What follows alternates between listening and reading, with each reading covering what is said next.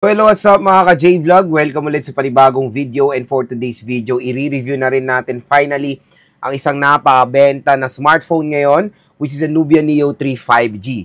Maganda kaya to? Sulit ba? Tara mga ka-J-Vlog, check natin.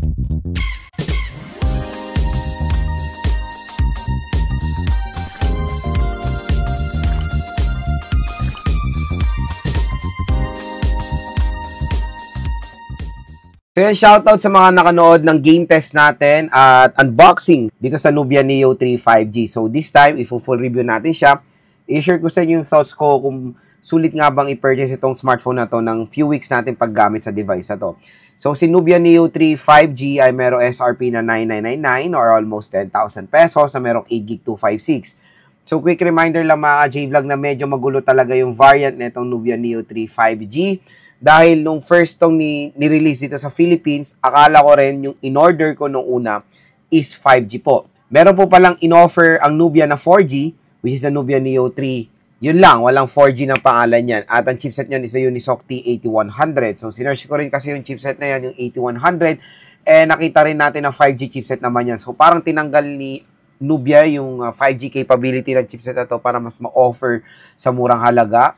At yun, 8GB 128 naman yun. So dito sa 5G, 8GB 256. At meron tayong mga rumors din na nakikita na OLED ito, na AMOLED ito, pero nakita ko rin sa spec sheet dito, AMOLED siya. Pero mga ka-J-Vlog, tinignan ko to side by side sa Nubia Neo 3 GT 5G. IPS LCD po ang in-offer dito sa brand na to. So nakakalungkot lang na pag nilabas dito sa Pinas, parang marami silang tinapyas na mga features compared do sa international, di ba, or sa ibang bansa. Tulad na lang sa 4G, tulad na lang sa 8100, tinanggal nila yung 5G capability. Tapos dito sa Nubia 5G, tinanggal nila yung yung AMOLED display, ginawa nilang IPS LCD display. Nakita ko na rin sa comment section kasi tinignan ko rin naman to, or first impression natin, even unboxing. Sinasabi na Lods, IPS lang yan. And tinignan ko, pinag-compare ko sa Nubia Neo 3 GT. Alam mo naman kasi talaga pag OLED sa mata pa lang, unang impression mo pa lang, alam mo na AMOLED yung display. So dito, maganda naman yung resolution niya, Full HD plus 1080p. Very vibrant naman, mataas naman yung nits of brightness din. And kumbaga, maganda rin naman yung color reproduction na ma-offer ng Nubia Neo 3 5G. So again, kung interested kayo dito sa device na to, habang sale po sa online, nandito yan sa description box. Nandito yan sa description box sa baba or sa tabi ng video. Yung ating product link, i-check nyo na lang yan, i-click nyo na, add to cart nyo na habang naka-sale pa ang Nubia Neo 3 5G. I think sa online, nabili ko yung akin sa halagang 8,500. So, 1.5 ang price difference. There's a possibility sa payday bukas sa 30, makuha nyo pa to ng mas mura, kaya abang-abang lang kayo mga ka-J-Vlog. So, yun, dito sa ating full review, titingnan natin kung sulit ba itong device na to. So, next one mga ka-J-Vlog, gusto ko i-share sa inyo mga gandang features din na ma-offer ng Nubia Neo 3 5G. Number one sa display. So, the display is fine, malaki rin naman. At 120Hz screen refresh rate, Full HD plus 1080p. And sobrang na-enjoy ko naman din yung yung screen size niya, lalo na sa gaming. At syempre, sino ba naman ang ayaw manood sa isang large display na smartphone? Ma-offer yan dito sa Nubia Neo 3 5G. So, kumbaga, meron din naman siyang outstanding display na ma-offer para sa inyo. Next, yung chipset. Sa chipset is a Unisoc T8300. Nag-game test na rin natin to. So far, medyo okay rin naman ang performance niya sa mga ibang games. Pero sa Genshin and WoWA, nakakalaro naman tayo, pero parang ang max frame rate niya lang sa mga ganyang heavy games sa 30 FPS, even though nakaset yung refresh rate niya sa 120Hz and sa game is 60Hz, is 60 FPS. Yun nga, parang namamax na nakakaya niya is sa 30 FPS to 40 FPS. Pero when it comes sa ML, COD, sa mga ibang laro like Honor of Kings, maganda naman ang performance dyan ni Nubia Neo 3 5G. So, kumbaga, yung chipset niya for an entry-level price tag na 8,000 pesos, okay rin naman yung ma-offer niya. Budget 5G smartphone po ito. Next mga ka-J-Vlog, when it comes sa kanyang camera. Yung camera, even though nagfo-focus siya sa gaming side, nakapag-offer din naman sila ng magandang camera quality dito sa Nubia Neo 3 5G. So, mamaya magpapahita ko ng mga photo samples sa itong device na to. Dual rear camera system siya. Yung secondary camera niya is depth sensor. Pero maganda dito, pwede tayong gumawa or gamitin yung telephoto niya. So, meron siyang telephoto mode na dalawa yung sukat ng lente nitong device na to, which is napakagandang feature. Parang ano yan, yung sa iPhone, yung fusion camera, na kahit isang lente lang, nakakagawa to ng mga iba't ibang modes. Nakaka-provide siya ng mga iba't ibang modes sa ibang lente. Next mga ka-J-Vlog, ang maganda dito, lalo-lalo sa mahilig sa games, is yung game space or yung game mode netong Nubia Neo 3 5G. Sa lahat ng mga tinetest kong mga games na merong game space, ito pinaka so far the best na makikita ko or na-experience kong game space. Very optimized, talagang ibuboost niyo yung CPU nyo, at ang dami nyo magagawa sa game space niya. At ang dami nyo magagawa sa game space niya na paniguradong malaking tulong yan pag naglalaro kayo. Susunod, yung shoulder trigger button. So, syempre, again, naka-design to for gaming. Yung shoulder trigger button niya, hindi po yan physical button. Haptic pressure sensitive button.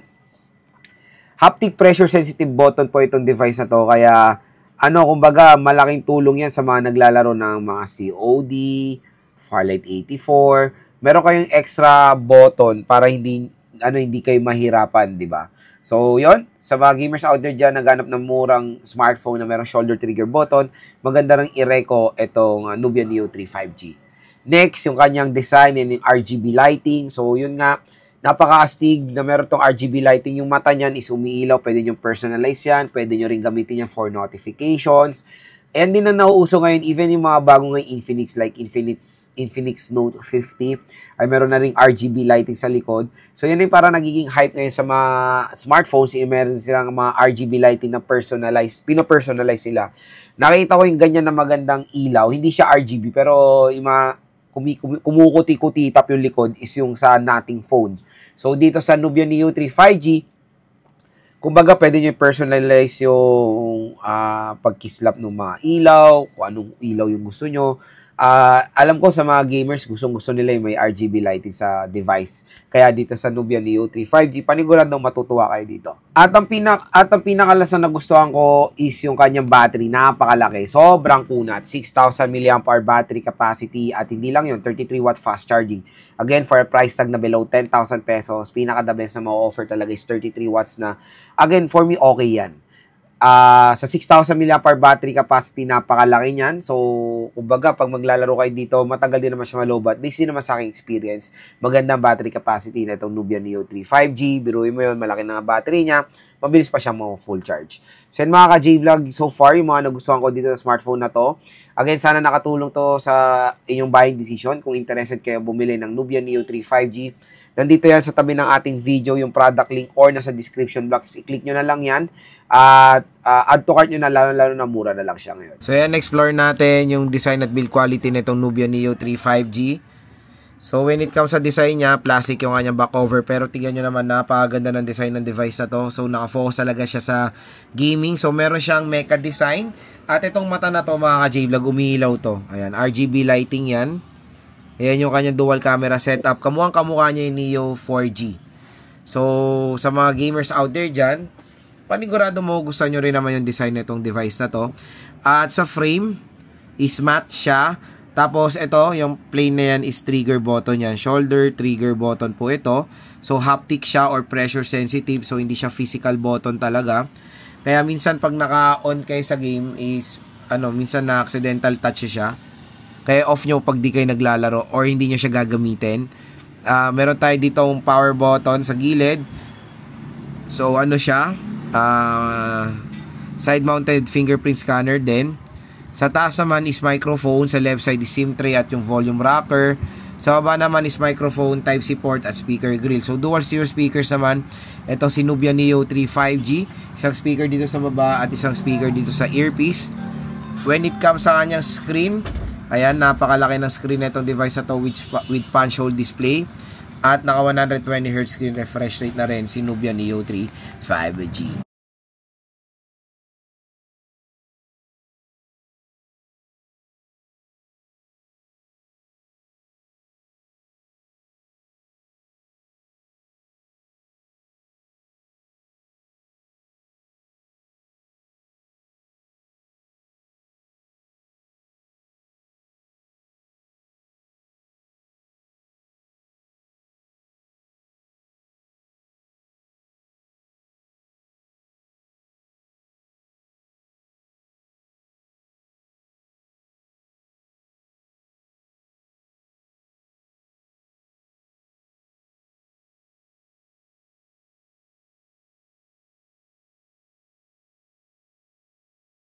video sample, rear camera, front-facing camera of the Nubia Nubia 3 5G. So, ang pinaka-max sa resolution niya is Full HD 1080p at 30 fps. So, ayan, medyo dumidilim na. Pero maganda naman yung lighting condition ng ating Nubia Neo 3 5G. So, yan na, nakikita nyo pag walang ganong light, medyo may mga noise na. Hindi ko lang alam sa audio quality, kayo na mag-judge. Video sample, rear camera of the Nubia Neo 3 5G. So, pinaka-max sa resolution is Full HD 1080p at 30 fps. So, ayan, ganda naman yung quality niya. So, since itong smartphone na to ay more on focus na sa gaming, explore natin yung game space niya. So, ito yung game space niya. Maganda rin yung yung vibration niya, haptic na rin. So, ayan yung game space. Explore natin. Meron tayong atmospheric LED. Ito yan. Pwede nyo i-personalize yan. Yellow, blue, tapos, ayan, iba-ibang mga movement ng ilaw. Diba? Stick din. Flashing. Very helpful din itong game space dito sa Nubia Neo 3 5G. So, next naman is camera app. Explore natin yung camera app ng Nubia Neo 3 5G. So, nandito tayo ngayon sa AI mode niya. AI camera. So, meron tayong flash, HDR mode, AI mode, filters, at ito yung mga iba't ibang settings niya. So, meron tayong aspect ratio, timer, grid line. Ang maganda dito sa device na to, meron siyang telephoto lens. Ayan, no? Or meron siyang telephoto mode. Hanggang 10 times digital zoom tayo. Meron tayong sports. Meron tayong sports mode, 50 megapixel mode, and camera family.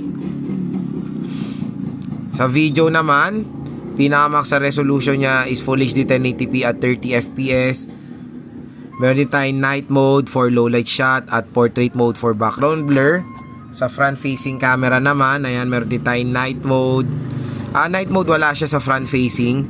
Video naman, ang pinamax sa video is Full HD 1080p. At ayan, wala rin siyang sa front mode ng mga ganitong mode. So, yun yung ating camera app ng Nubia Neo 3. So, yan mga ka-J-Vlog, ang pinaka main question, kung sulit bang i-purchase ang Nubia Neo 3 5G. So, yun nga based sa aking experience dito sa smartphone na to ng 2 weeks, sobrang ganda ng ma-offer na specs nitong smartphone na to, lalo-lalo na sa presyo na nakuha natin na 8.5. Sa 8.5, biruin mo yun, naka 120Hz, malaki yung screen, RGB lighting, maganda yung form factor niya, box type, meron shoulder trigger button, nakapaglaro na tayo dito, at so far, okay naman yung ating performance.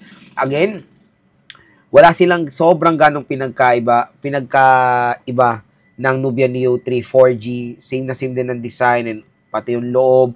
Nagkaiba lang sa chipset. Nagkaiba lang talaga sila sa chipset. Kung naghanap kayo ng isang budget smartphone na pwede naman siya gamitin for gaming, again, hindi ko sinabing solid siya. Again, hindi ko siya sinasabi na pwede siya for hardcore gaming. Always manage your expectation pag bibili ng mga ganitong devices. Kasi yung iba, to be honest, pag bibili ng 8K, ine-expect nila parang ka-level na ng Snapdragon 8 Elite, Snapdragon 8 Gen 3, MediaTek Dimensity na matataas.